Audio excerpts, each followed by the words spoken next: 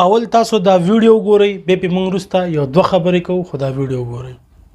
یو بل د مال نه بزان ساتي، مالونو نه ډېر ځان ساتي، پردی مال. الله اکبر.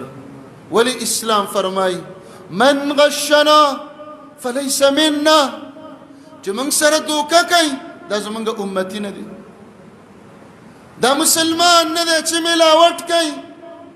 د څه شي ملاوټ؟ صرف د پیو ملاوټ پیژني، پس څه شي کې ملاوټ نشته. مسلمان کم یو شیز دی چې به ملاوټ شي. کوم دا د مولیانو طبقه راوالو دا دین دایم د ملاوټ نه ډک. او به ګورې پر روانه میاشت کې عید میلاد النبی بی، 12 بی، ربیع الاول بی، چټي بی، په جمعتونه به لیټونه پراته وي، رڼاګانې بی، نعتونه بی. د دین په جامه کې ملاوټ شروع دی. دنیا خو لا پرې د دین کې ملاوټ شروع شي. د مسلمان مال نه ځان وساته. شهید یغفر للشهید کل شیء، که شهید شوی الله به دې وبخي، خو پردی مال پردی قرض درته نه معاف کوي. موږ د هغه نبي علیه السلام امتیان یو. د کم نبی علیه السلام سره چې نوسي روانو، حسن او حسین رضی الله عنهما، او په لاره کې یوه د کجوري یو دانه پرته وه، او دې وړو ماشومانو راوچته کړه او خولې ته کړه.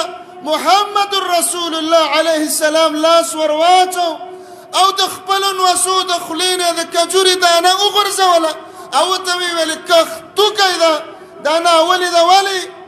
هسې نه چې دا د زکات کجوری او زکات په آل رسول زما په نوسو حرام دی. د ماشومانو صغیرانو چې د جنت مرغۍ وي چې د دوی خېټو ته حرام لاړ نشي.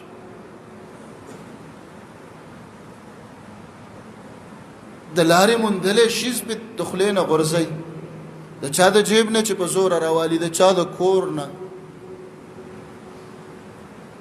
ناسخوتن مسلمان را رواني، ټوله ورځ یې دیاړي کړې ده، روپۍ ګټلې دي، څه د سودا روپۍ دي، څه لږه غوندې پکې ګټه ده، ګټه ډېره لږه ده، نورې ټولې د سر د سودا روپۍ دي.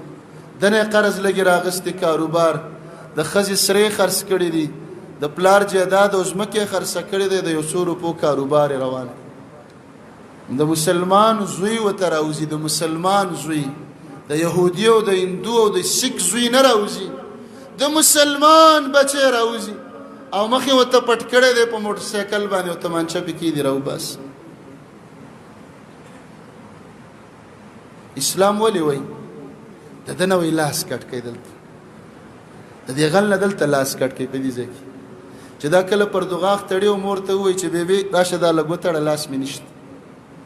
دا چې ډوډۍ خوري او بل چاته وایي د خوله کې لږه ډوډۍ راکړه چې لاس مې کټ دی. ولې؟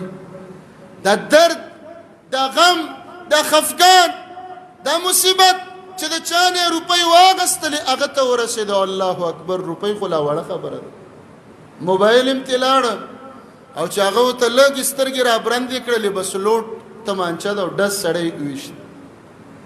نو بچي ژاړي چې زمونږ پلار څه ګناه کړې وه. نو بیا خلک وایي ده به څه شی کړي وو. نو هسې څوک مرګونه نه کوي، مرګونه ډېر اسان دي. په 50,000 او 6,000 روپۍ تمانچه میلاوي. اوس خو ډېر اسان شو، د روپو دپاره خلک وجني. تاسو دا ویډیو کتله، شیخ صاحب ډېر قیمتي بیان کړی و چې پردی حق الله هر څه معاف کوي خو پردی حق چاته نه معاف کوي. نو تاسو هیڅ چېرې هم په پردي حق باندې ډاکه مه اچوئ، ځکه چې دا درته الله نه معاف کوي. هر څه به درته معاف کوي خو پردی حق درته نه معاف کوي.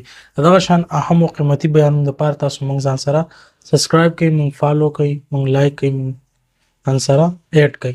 هیلاویږو په نیکسټ ویډیو کې په نیکسټ ټاپک باندې موږ له راکړئ اجازت. السلام علیکم ورحمة الله.